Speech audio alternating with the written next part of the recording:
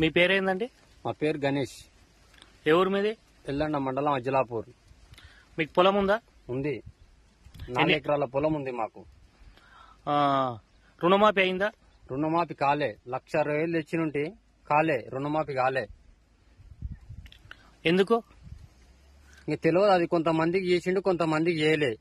మొత్తం అందరికి 2 లక్షల రుణమాఫీ అందరికి చేసిన అని చెప్తుంది కదా సీఎం గారు రేవంత్ రెడ్డి. చేయలే అది. వాళ్ళు 2 లక్షలు అని చెప్పారు ఎలక్షన్ల మూమెంట్ లా. నిన్న మొన్న ఆల్రెడీ చేసిరు గానీ 40% అయింది, 60% కాలే రుణమాఫీ. 1,60,000 ఉంది మాది, అదే కాలేదు. మరి ప్రతిపక్షాలలో రోజు డిమాండ్ చేస్తారు 2 లక్షల రుణమాఫీ చేయాలని, రైతులకు చేయాలి, మీరు మాట ఇచ్చారని వాళ్ళు అడుగుతున్నారు. రేవంత్ రెడ్డి గారేమో నేను అందరికి చేసినా మీరంతా అబద్ధం చెప్తున్నారని అంటున్నారు. మీరు రైతులు కాబట్టి మీ అభిప్రాయం ఏంది? ఇక ప్రతిపక్ష వాళ్ళు కొట్లాడుతారు అంటే ఇచ్చిన హామీలు వీళ్ళు కరెక్ట్ నిలబెట్టుకుంటే ప్రతిపక్ష వాళ్ళు ఎందుకు అడుగుతారు? ఇలాంటి నాలాంటి రైతులకు కానందుకే కదా ప్రతిపక్ష వాళ్ళు కొట్లాడేది. ఇప్పుడు రేవంత్ రెడ్డి అన్నది నిజమా, ప్రతిపక్షాలు కొట్లాడేది నిజమా? ప్రతిపక్ష వాళ్ళు కొట్లాడేది నిజం.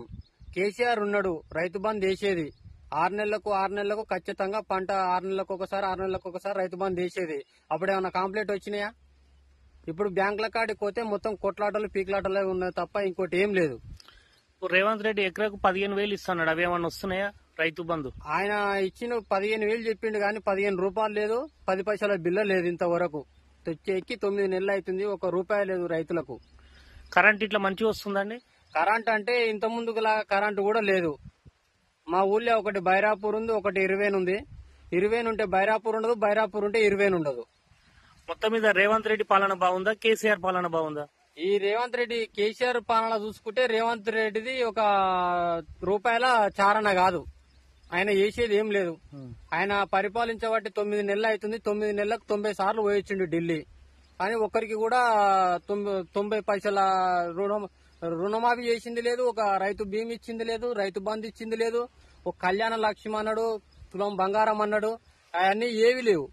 మొత్తం నేనే చేసిన, మొత్తం కాంగ్రెస్ గవర్నమెంట్ చేస్తుంది, కేసీఆర్ మొత్తం అప్లపాలు చేసిండు, ఆగం పట్టించిన అన్నారు. నిజమేనా? ఈయననే అప్పుల పాలు చేస్తుండు. ఆయన చేసేది ఆయన చేసి అప్పులు చేసినా గానీ రైతులకు మేలు చేసిండు. రైతు బంధు ఇచ్చిండు, రైతు బీమా ఇచ్చిండు, కళ్యాణ లక్ష్మి ఇచ్చిండు, టైం టు టైం కరెంట్ ఇచ్చిండు, కాలువలు తీసిండు, వాటర్ వచ్చింది. ఆయన ఉన్నప్పుడు ఎంతో మంది రైతులు బాగుపడ్డారు, చాలా వరకు బాగుపడ్డారు. ఈయన వచ్చిన తర్వాత ఏది లేదు. మొత్తం మీద ఎవరైతే బాగుంటది?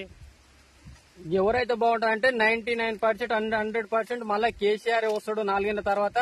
ఆయన పరిపాలనే మంచిగా ఉంటది. ఈయన ఇలా పరిపాలన ఎట్లా ఉందంటే కుటుంబంలో ఈయన పేరుకే ముఖ్యమంత్రి గాని ఈయన మాట వాళ్ళ మంత్రులే వినరు. ఈయన ఢిల్లీ కురికితే ఆయన ఇంకా 4 పోతారు తప్ప ఇంకోటి ఏం లేదు.